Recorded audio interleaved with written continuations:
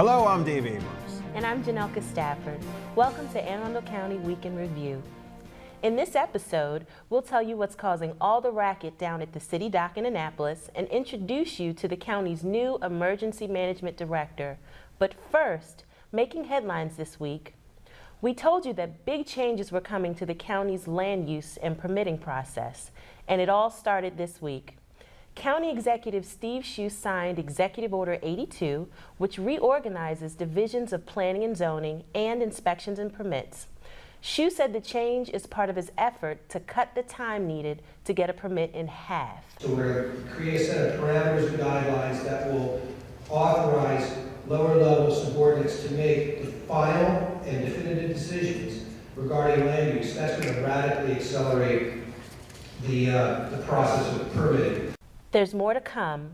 Schuh will introduce legislation to deputize private licensed engineers in order to speed up the review time and make other changes that will speed up the process. Dave, I guess you can finally build that garage you always wanted. Yes! it won't take as long, right? Hopefully not. And the only problem is that like the setbacks in my neighborhood are, that's a whole nother issue. there's no room Dave. for a garage. There's a whole nother issue there. But how about getting deputized as an architect, you know? That reminds me of like when Elvis went to Nixon and got deputized as what, like an FBI agent or something like that. Did you know that? I had no idea. Elvis always wanted to be a lawman.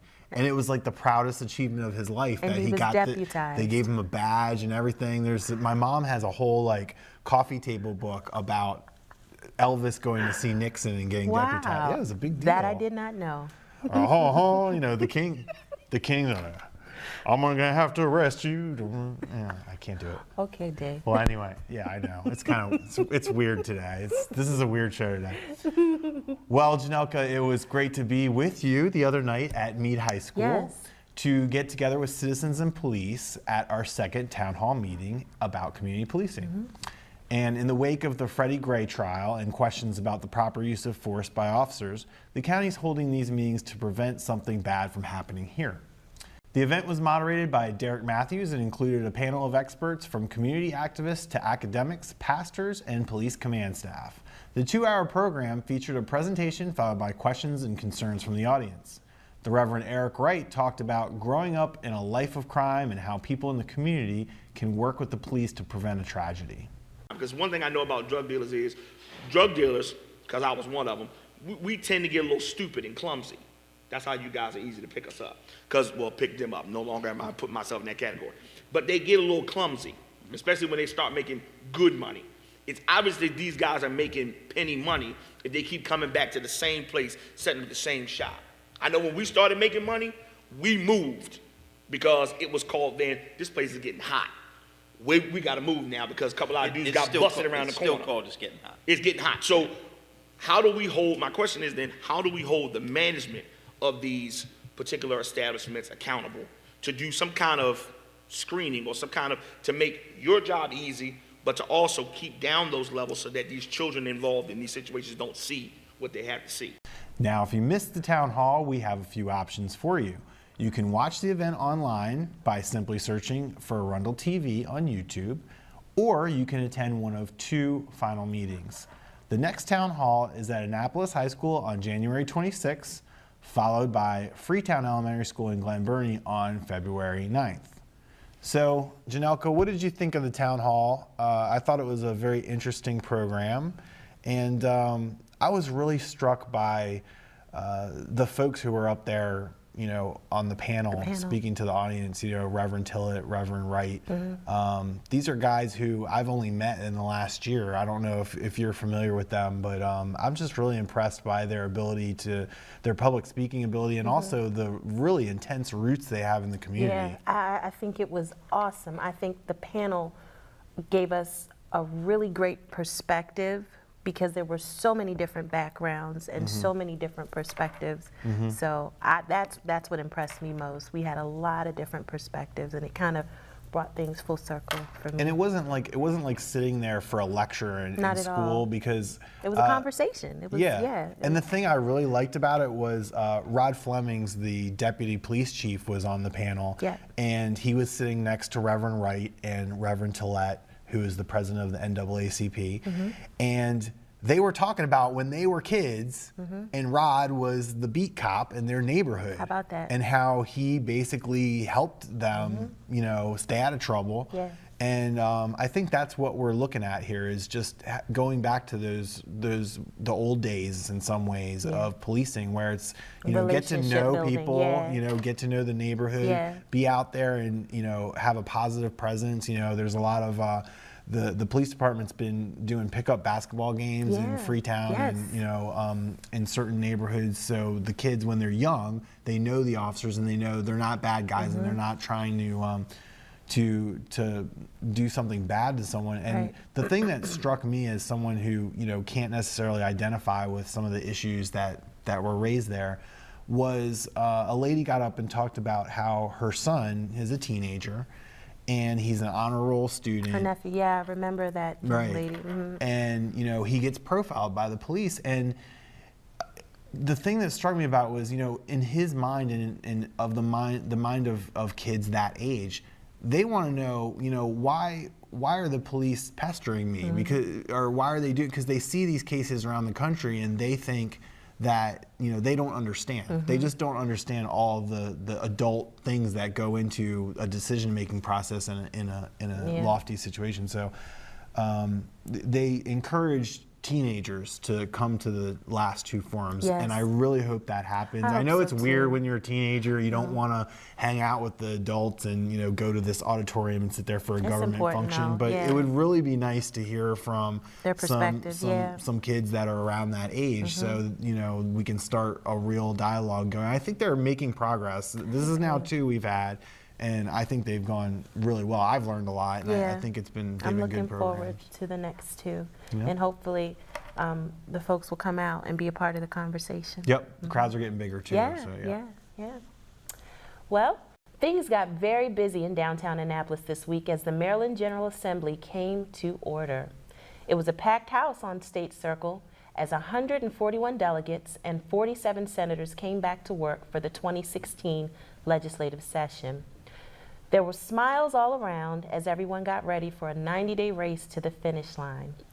Legislators will pass the state budget and debate hundreds of bills when everything is said and done. Now, there are many ways to follow your representatives in Annapolis. There's actually an app for it, Dave. There's an app for There's that? an app for it, Of and course. it's called Media Site, and you can use it to listen and watch the action from the State House.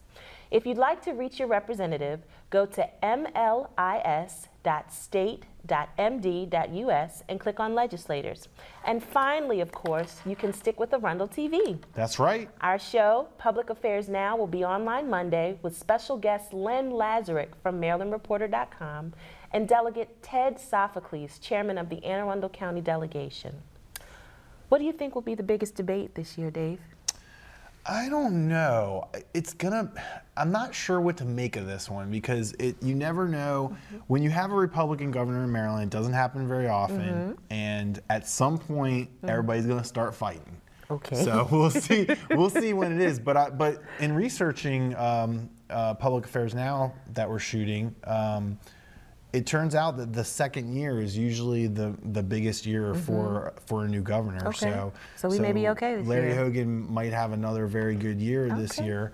And we talked about this off camera, but apparently they're going to be talking about the state motto, Yes, that I have heard. which is what is it? Can you say it? Manly words, womanly actions. That's the loose interpretation. That's what I heard it so is. I've heard it translated as strong words. What is it? Strong Gentle? words, gentle actions. That's a looser translation. So it's all in the So translation I think of the it's all Italian. in the translation. So Which we'll see. we can't pronounce it, so No. we'll let you look that up if you want. We But can Google it. what do you think? I mean, do you think we need to change it? Well, I don't know, because when you do your research, the state motto kind of gives you background information. Yeah. It kind of gives you insight on the state of affairs at that time. Yeah. So it's not really a reflection of But what we've it is had this now. big movement, with the Confederate flags and all Yes, that. this is true. And the Maryland state song and the Maryland flag both have pretty strong roots in the Civil War. Yes. And actually, the Maryland flag has the coat of arms of the Calvert family and the Crossland arms, which is the maternal side. But I believe the North and South in Maryland, they carried flags that carried the two different crests, and part of the uniting, Maryland, just like the nation was, they put them together on the Maryland flag. So it's a apparently tough thing to that kind of motto and the untangle all seal, this stuff. yeah, kind of go hand in hand, the motto and the seal, so. And the song. And the song. Which, I'm sorry, but that's just the worst song, right? I mean, Sing it, Dave, sing. Well, I'm not gonna say, it's like, oh, I'm Maryland. kidding. I'm so oh, kidding. I was kidding. It's the Tannenbaum or the Right. Christmas tree song. Oh, Tannenbaum. Yeah. Why? We need a new song, guys. That's a whole nother conversation. Well, we're going to take a quick break, and when we return, we will meet Kevin Aftung, Director of the Anne Arundel County Office of Emergency Management. Take a look at the community calendar for events happening around town, and we'll be right back.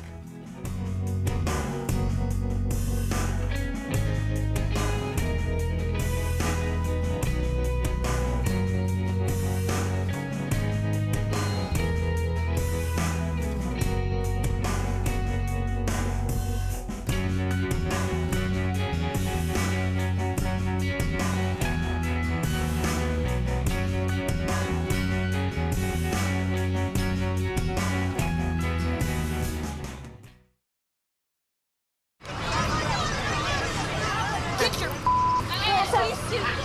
You're not sitting here. Yes, I am. Move.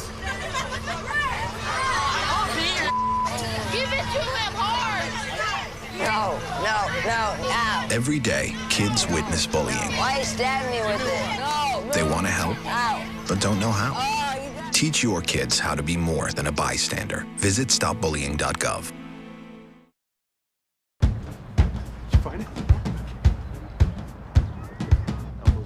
You taught him how to hit a baseball, Just like that.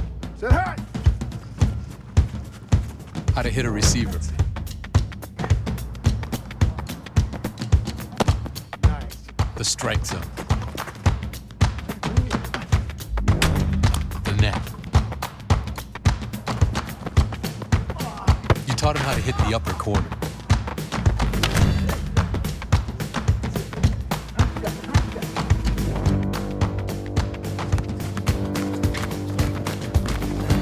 You even taught him how to hit the open man. But how much time have you spent teaching him what not to hit?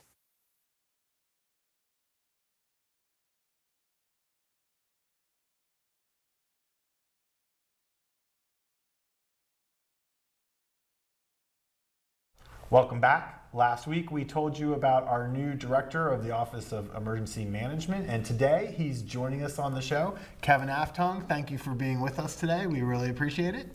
Thank you very much for having me. I'm really excited to be here in Anne Arundel County. It's a pleasure, and be careful how excited you are because that first snowfall is going to come, right? And We're prepared. we're prepared. That's what I like to hear. Tell us a little bit about your background before you came to Anne Arundel County, what sort of experience you have.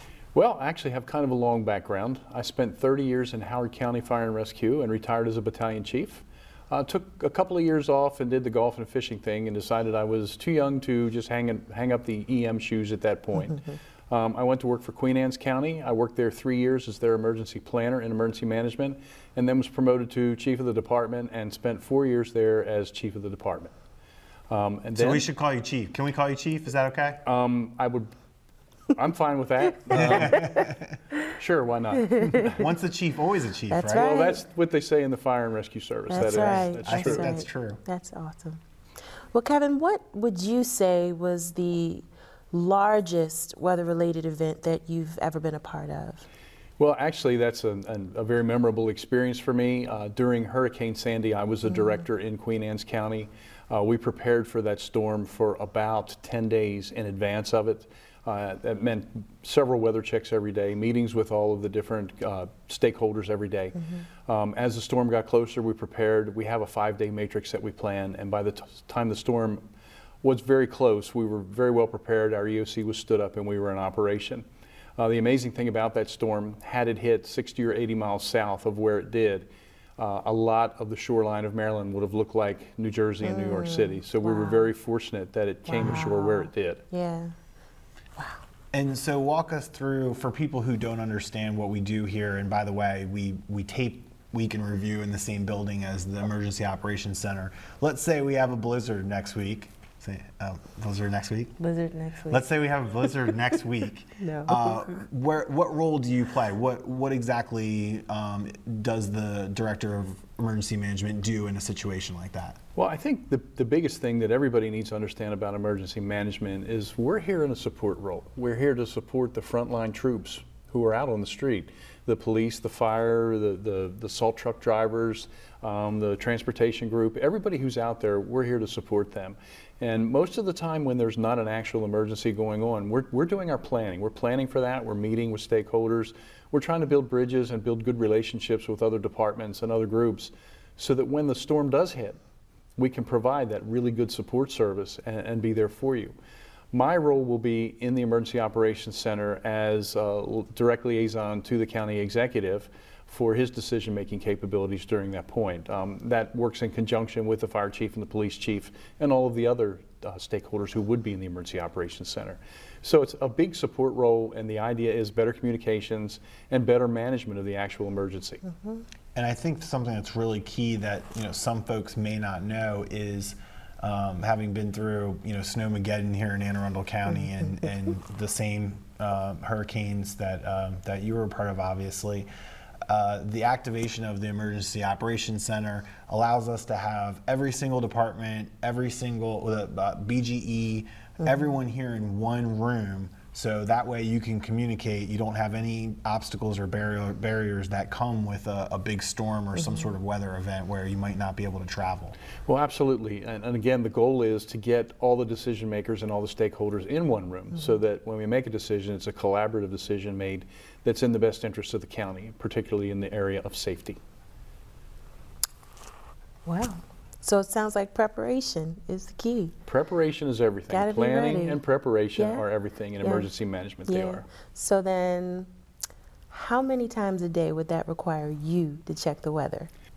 As a weather geek, I check the weather quite often. It I doesn't knew matter it. I whether knew it's it. warm or cold, I'm on the weather constantly. We have the emergency alert system that we're hooked up to. We have Maryland Emergency Management Agency. We have several sources. We also have the National Weather Service at Sterling. So we have a lot of connections that we use, and it provides a lot of data for us to make decisions on what's best for weather-related emergencies. But yeah, I'm a true blue weather geek from number one, and it's just that's the thing I like to do the most. All right. I'm really fond of the cumulonimbus clouds myself. Cumulonimbus clouds are very interesting clouds. They can be, Aren't they? particularly if they decide to develop a wall or rotate. Absolutely. See, Cumular folks, we got all the nimbus. weather. We'll break down all the weather for you right here on Week in Okay. Review. Well, thank you very much, Thank you, Kevin. Aftung, for joining us on the show, and we'll look forward to seeing you when things really get interesting with Lord knows what could possibly happen in the next 3 months. But we appreciate you coming on the show. We'll and be ready, right? We look forward to working with you. Absolutely. Thank you very much for having me. The last thing I would like to tell all the citizens of Anne Arundel County is that our office is open. If there's something you'd like to know about, if you want to email us or contact us, we'd love to talk to you. And you can do that by calling 410-222-0600. And we're going to take a really quick break, and we'll be right back.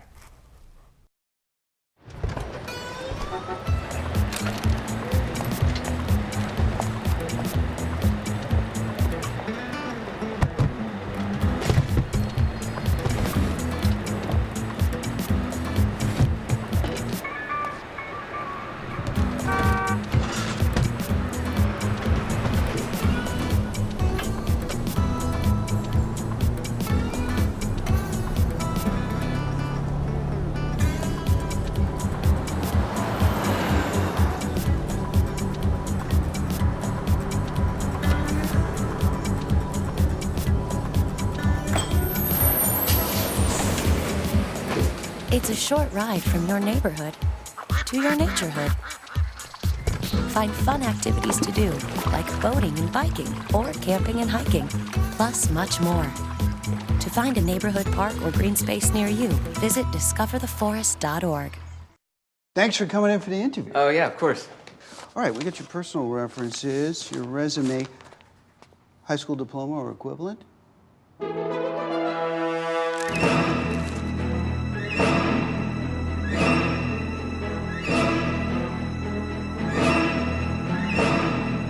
Skip the drama. Get your diploma. Yes, it's right there. Great. Take that first step towards a better future. Find free adult education classes at finishyourdiploma.org. Welcome back. When we mentioned all the noise in downtown Annapolis at the top of the show, we weren't making a joke about politicians coming back. Oh, Janelka, I so wasn't. silly. We weren't making those jokes. There actually is a lot of construction going on. Our own Pat Daly is down at the city dock with that information. Pat? Thanks, guys. I'm standing here at Annapolis City Dock with David Gerald, Annapolis City Director of Public Works. David, just wanted to ask you, what's going on behind us? There's a lot of construction going on. What's going on behind us exactly? Yeah, well, we're replacing the bulkhead around City Dock, or otherwise known as Eagle Alley. This has to be done about every 40 or 50 years, and the time had come for it to be replaced, so we're doing it right now. Okay, I think it has something to do with a bulkhead. I mean, I'm a waterman's son, so I know what a bulkhead is, but could you explain for the folks at home what a bulkhead is exactly? Yeah, so the bulkhead is the separation between the water and the land, so it holds the land back from filling in Eagle Alley. So it's the structural element or structural walls that keep the earth back. Gotcha. When do you think this project will be completed? Yeah, so we started it right after the fall boat show, and it has to be done before the spring boat show. So it started on October 26th, and the completion date right now is April 8th. That will allow a couple of weeks for us to get out of here, get things cleaned up before the spring boat show starts. Well, that'll probably make a lot of people very happy. Well, I appreciate it, Mr. Gerald, your time today. Back to you guys. Thanks, Pat. The bulkhead project is not the only thing going on. Dave? They're also replacing a gas line and converting the old Stevens Hardware into a Mission Barbecue. Yes! Never a dull moment. Love it. You like love Mission it. Barbecue? I do love Mission Barbecue. Yes. So it's going to be a little bit of a mess in downtown for a little while. And More you lunch got all those options, people. I know, but when spring comes, we're going to be good. Yeah, definitely. And well, I mean, the bulkhead will still be going on because it's going to take them, I think they said through the spring, so before the next boat show. I was about to say, how's that going to affect the boat show? Yeah, they literally started it like the day after the last boat show, and it goes right up to the next boat show. So let's hope we stay on track. They're under the gun to get it done. Yeah, for sure. It's weird because it looks like high rises in City Dock, like where the water was, but don't worry, folks, that will all be gone. They're going to shear it off, and you won't even know it's there. It'll be under the water. That's it. So we were talking off camera. Probably the biggest news worldwide this week is the loss of David Bowie. Who I have to say, of course, I admire and respect and kind of understand the phenomena that is David Bowie. But I'm a big music person, but for some reason, I never really got into David Bowie. Is that bad? It's horrible in my humble opinion. Wow. He was awesome. So tell me about your love of David Bowie. My love of David Bowie. My love of David Bowie began. Changes. No, it began with The Labyrinth, the movie The Labyrinth. I don't know this Jim movie. Henson's The Labyrinth. You gotta check it out. I will. Yes, it's a great movie. So much great music. Like I could go home. I could do a monologue for you. I'm not going to do it. I could do a monologue for you. The movie is awesome. So you've had the David Bowie on loop since this happened? I've been visiting some David Bowie, just kind of. So which album should people get? I don't know as far as album. I think you should get the Labyrinth soundtrack. There you go. Is that the Ice Baby? Absolutely not. Oh gosh. That's not David Bowie? Cut. No. That was horrible. No, but okay, so Vanilla Ice stole his song, right? Oh, that It was the original. I thought you. Yes, Yeah. that is not Ice Ice Baby, but that beat. Yes, Yes. that is David Bowie. See, you didn't get my reference. I totally did not. I was playing dumb there.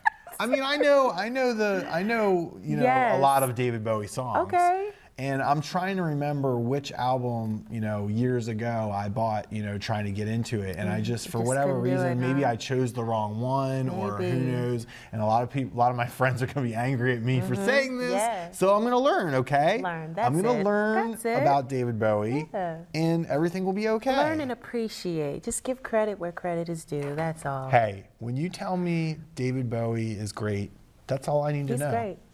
He's great. Well, you're great. Thank you for being on the show once Thank you for again. We having love me. having you, and I think this is the you. first time we've hosted together. So that was great. It is. Really Wow. great. We don't need Legato anymore. We need What? you. What? We need you. We miss you. We miss you, Kristen, very badly. Well, that wraps up this week's edition of Week in Review. You can watch this episode and archive episodes anytime online on Facebook, YouTube, and Google Plus by simply searching Arundel TV. Please tune in again next week for more highlights and news from around the county, and we'll see you next time.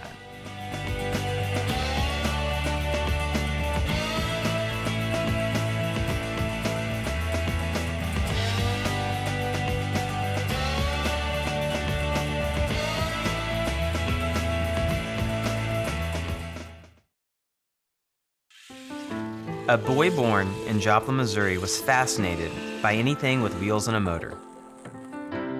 The odds of him going on to fascinate millions with his talent? 1 in 260,000. The odds of this born racer having 157 career top 10 finishes in NASCAR?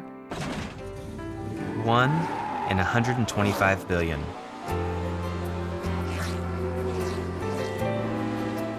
The odds of him winning both the Daytona 500 and the Brickyard 400 in the same year? 1 in 195 million.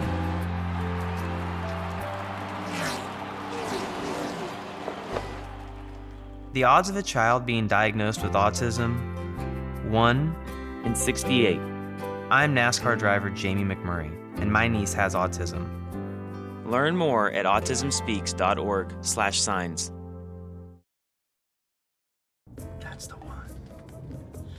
I will not be news today. I will not make another push to be the first man in space with frosted tips and a puka shell necklace. And I will not go viral when my terror is caught on camera when I finally realize that in the vacuum of space, no one can hear you sing. I'm Lance Bass, and I will not be trending today because there is a much bigger story that needs to be heard.